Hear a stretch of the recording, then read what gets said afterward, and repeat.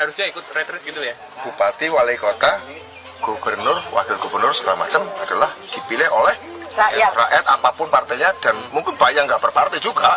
Yang utama tentunya untuk negara dan rakyat,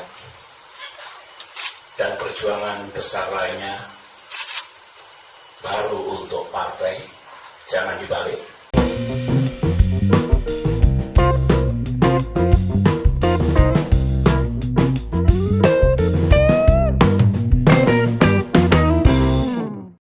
Assalamualaikum warahmatullahi wabarakatuh. Shalom, Om Swastiastu, Namo Buddhaya, salam kebajikan, salam sejahtera bagi kita semua. Kembali lagi dengan saya di sini Leonardo Sirait di channel kesayangan kita ini, Sirait Media. Oke teman-teman, kali ini kita membahas hal yang sangat menarik untuk kita simak bersama-sama ya. Seperti yang kalian ketahui bahwa sudah hampir semua kepala daerah dari PDIP mengikuti retreat di Magelang gitu ya. Mungkin minus kepala daerah dari Bali teman-teman, yang masih tegak lurus dengan ketua umumnya gitu ya. Dan seperti Pramono Anung dan Masinton, Pasaribu dan juga kawan-kawan dari PDIP lainnya sudah tidak mendengarkan instruksi Megawati ya. Apakah sudah ada perpecahan di dalam kubu Banteng? Ya, kalian komen sendiri lah teman-teman ya.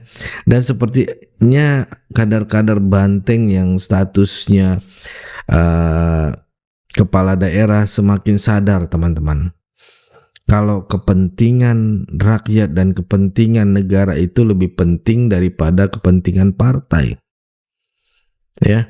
Karena ternyata kepala daerah dari PDIP ini seperti Pak Pramono Anung dan kawan-kawan itu belum mendapatkan perintah untuk ikut, tapi beliau berinisiatif untuk langsung menunjukkan Akmil Magelang ya. Waduh, sepertinya Ibu Ketum semakin terdesak nih ya, dan semakin ditinggalkan oleh kadernya teman-teman ya. Selain itu ada juga pesan yang sangat nyelekit ya, yang sangat pedas mungkin ya, dari mantan-mantan kader PDIP kepada Ibu Ketum gitu ya. Ada pesan yang sangat luar biasa dari mantan presiden ataupun Presiden ke-6 Republik Indonesia Bapak Susilo Bambang Yudhoyono kepada Megawati ya, terkait dengan sikapnya yang melarang kepala daerahnya untuk ikut retreat teman-teman. Dan sepertinya kebersamaan Pak Prabowo, Pak Jokowi dan juga Pak SBY sangat mengancam posisi Megawati teman-teman. Oke, tanpa berlama-lama langsung aja kita saksikan dulu video berikut ini. Kesetiaanmu pada partai berakhir ketika kesetiaanmu pada negara dimulai. Nah, itu ingat kata-kata siapa? Saya lupa. John F. Kennedy atau siapa? Kesetiaanmu pada partai berakhir ketika kesetiaanmu pada negara dimulai. Nah, itu aja. Prinsip itu saya pikir bagus. Ya. Namanya partai. Partai itu dari bahasa Inggris part. Part itu sebagian. Negara keseluruhan. Ya. Kesetiaanmu pada bagian-bagian itu harus melebur menjadi kesetiaan pada keseluruhan, yaitu negara bangsa. Saya kira itu. Saya kira Bung Karno, ingat Bung Karno itu sampai wafatnya itu nggak berpartai. Sampai wafatnya Bung Karno nggak berpartai. Karena apa? Beliau tahu bangsa ini butuh bersatu, sehingga dia melampaui partai-partai. Saya pikir ini yang kurang banyak dicermati kita semua. Bung Karno melampaui kesetiaan pada partai untuk pada negara, dan Bung Karno mengajarkan itu. Saya sebagai merasa jadi murid Bung Karno sejak SD, saya setuju, dan itu yang harus kita jaga. Ya, gitu aja, Mas. Mirip Pak Jokowi ya. Harusnya ikut retret gitu ya. Bupati, wali kota, gubernur, wakil gubernur segala macam adalah dipilih oleh rakyat apapun partainya, dan mungkin banyak nggak berpartai juga yang memilih, dan mereka harus mengabdi itu. Saya pernah ikut retret pada waktu menjadi bagian Taskin. Itu sebuah forum pertama mengikat solidaritas, semangat militan, pengabdian pada negara, patriotisme, juga hal-hal penjelasan tentang situasi geopolitik kamu akan jadi menteri dalam dunia seperti apa. Saya bayangkan nanti kamu akan jadi bupati di Nganjuk, akan menjadi gubernur di Jawa Timur dalam dunia seperti apa, masyarakat seperti apa. Hati-hati, hindari ini, hindari itu sangat luar biasa. Sangat penting ya? Sangat penting, bukan cuma untuk intelektual, tapi semangat patriotismenya terbangun. Saudara-saudara berada di tempat ini karena ada nilai-nilai sejarah yang ingin saya sampaikan agar perjuangan Partai Demokrat ke depan, perjuangan besar kita yang utama tentunya untuk negara dan rakyat, dan perjuangan besar lainnya baru untuk partai. Jangan dibalik. Jangan dibalik. Negara dulu, baru partai. Negara dulu, baru partai. Over party. Ini nilai yang kita Dengerin tuh Bu Mega. Partai Demokrat berdiri. Saya terus terang aja ya, dalam 1 tahun ini saya nggak mau lagi diundang TV, nggak diundang media itu karena saya terlalu muak dengan semua diskusi-diskusi publik yang menurut saya itu tidak mencerminkan sesuatu yang membangun. Semua saling menyalahkan, semua saling membuli, semua saling memfitnah, mengolok-olok satu sama lain. Itu bukan jati diri bangsa Indonesia. Makanya saya selalu bicara apa adanya. Saya tidak mau membenci orang, karena ini adalah masalah dunia. Kalau masalah akhirat, baru kita perjuangkan mati-matian. Jadi saya cuman ingin kita semua di sini hari ini berkaca pada diri kita sendiri. Apa sih yang udah kita lakukan untuk bangsa dan negara ini? Apa? Tanya pada diri kita sendiri. Coba Bu Mega. Kalau kita belum bisa membuat sesuatu untuk bangsa dan negara ini, saya kira juga nggak perlu juga ngata-ngatain orang. Ki Gerung juga tuh habis ngapain buat Pak Jokowi salah, saya yang salah, banyak salahnya. Tapi apakah Pak Jokowi kemudian tidak punya kebaikan? Banyak juga kebaikannya. objektif Bu Irma ya. Banyak. Biasa. Kalau tadi dibilang Bang Effendi Ghazali yang demo tuh tidak berbanding lurus dengan hasil survei. Ya kan, kalau dihitung-hitung kata masyarakat netizen, berapa sih yang demo dan berapa sih yang nggak demo? Nanti dihitung-hitung lagi, ya kan, didiskusikan lagi. Kapan selesainya? Saya juga minta nih sama forum rektor. Ini ada 2 RUU loh. Satu RUU perampasan aset, yang kedua RUU PPRT. Apa yang dilakukan forum rektor? Dorong dong DPR untuk mengesahkan itu, ya. Ayo sampaikan kepada anggota DPR, selesaikan itu RUU. Enggak juga. Jadi saya juga mau bilang apa? Ini forum rektor berpihak kemana nih? Ke rakyat atau politis? Kalau kita hanya ingin saling menyalahkan, caci maki, nggak selesai-selesai. Kapan berhentinya? Kapan kita mau membangun negara ini? Kapan kita mau melaksanakan semua program-program pemerintah? Ada yang salah, kritisi, tapi jangan bakar-bakaran, yang rugi rakyat kok. Masa orang berpendidikan bakar-bakaran? Nggak boleh. Nggak boleh. Ya kan? Bikin malu. Kepala daerah itu kerja untuk partai atau untuk rakyat sih?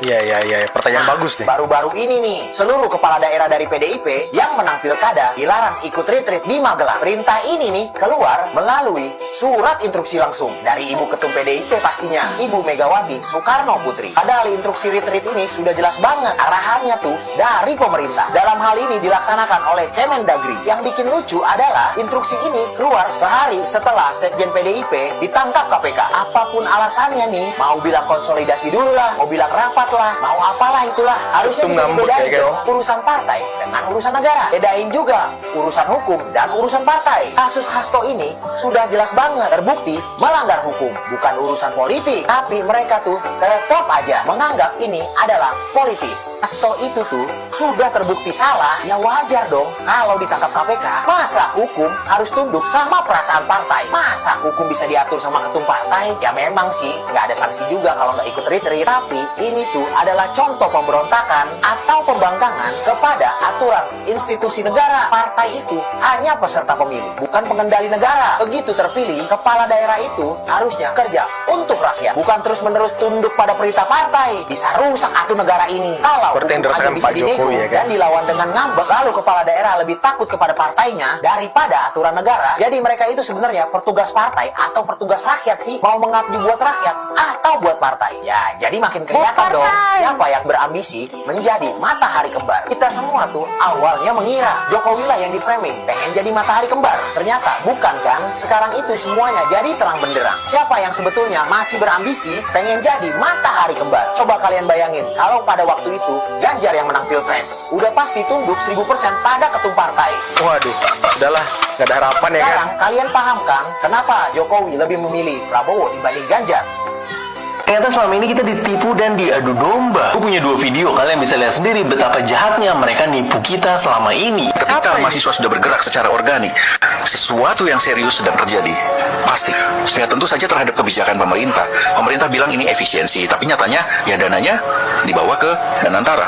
Nah ini kan ngawur gitu loh. Ini jelas-jelas ini adalah pemotongan anggaran yang tidak perlu gitu, dan jelas ini bukan efisiensi. Jadi jangan pernah tertipu dengan kata-kata semacam itu. Itu video podcast abal-abal dari Media Tempe. Nah sekarang kalian bandingin sama kenyataannya. Sebenarnya kami dari mahasiswa itu menyambut baik terkait efisiensi ini apabila dia tepat sasaran. Makanya kami dalam tuntutan adalah kaji ulang, bukan menolak efisiensi, Pak. Ketika sekali Menteri Keuangan sudah mengkoreksi bahwa tidak ada pemotongan untuk yang berakibat pada kenaikan UKT, kenapa masih cemas? Karena gini, buat teman-teman mahasiswa ini mereka perlu hitam di atas putih, mereka perlu kejelasan, mereka perlu peraturan yang memang benar-benar nge-state kalau itu nggak boleh naik, atau seruan, atau surat edaran, atau lain sebagainya. Karena apa? Karena akhirnya keputusan naik tidaknya UKT ini kan bergantung sama perguruan tinggi masing-masing. Guys, ternyata selama ini mahasiswa itu mendukung efisiensi yang dilakukan pemerintah. Karena mereka juga sebenarnya sadar udah banyak kebocoran di APBN. Jadi yang mahasiswa ributin dari kemarin itu poin utamanya adalah cuma butuh kejelasan hitam di atas putih kayak surat edaran dari pemerintah yang menjelaskan kalau biaya pendidikan itu sama sekali nggak terpengaruh sama efisiensi. Kalau Menteri Keuangan itu baru cuma statement lisan. Yang ditakutkan perguruan tinggi atau kampus mereka banyak yang ambil kesempatan isu efisiensi ini buat naikin UKT atau biaya kuliah mereka. Tapi podcast bocor alus tempe ini udah jadi bensin. Mereka ini bensin yang udah bikin kebakaran. Mulanya tempe itu cuma lempar hoax, kalau salah tinggal ralat di kolom komentar. Nih kayak kemarin nih, Presiden undang media-media ke Hambalang buat ngobrol aja, cuma tempe kan yang nggak diajak. Bintang redaksi lain aja pada kesel lihat tingkahnya tempe nih, lo lihat. Gue habis pikir sama podcast media kayak gini tuh kenapa nggak diblokir aja sih?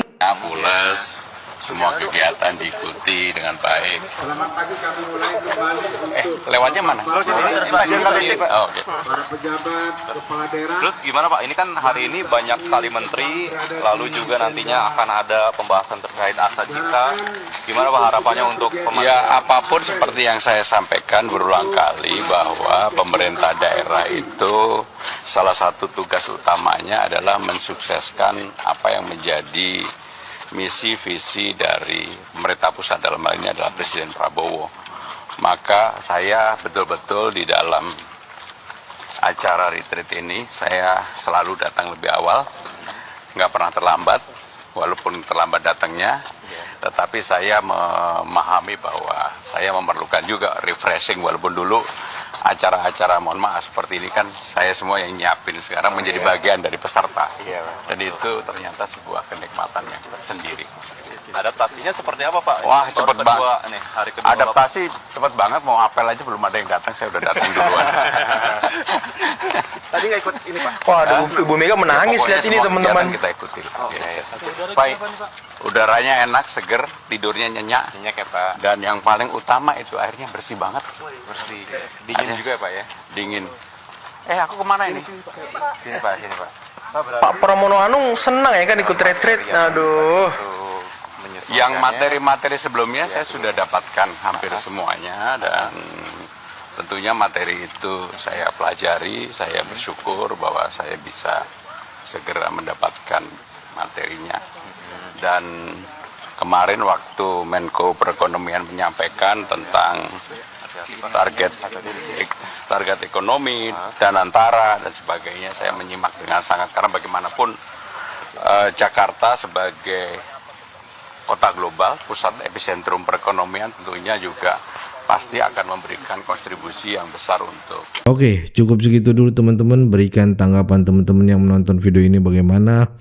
Boleh berikan pendapat kalian di kolom komentar. Pesan saya pokoknya tetap jaga persatuan Indonesia. Jangan mau dipecah belah, jangan mau diadu domba, karena NKRI harga mati. Saya Leonardo Sirait, mohon undur diri. Bye-bye.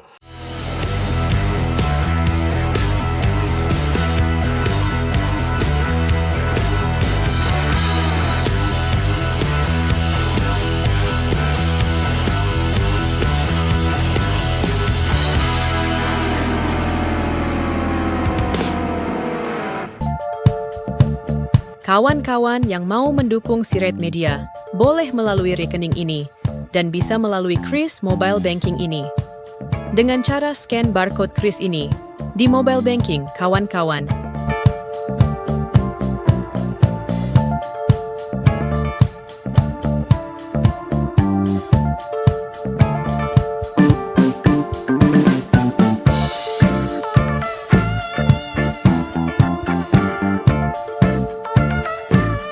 Dan jangan lupa juga mendukung pelayanan di yayasan kami melalui rekening ini dan bisa melalui Kris Mobile Banking ini dengan cara scan barcode Kris ini di mobile banking, kawan-kawan.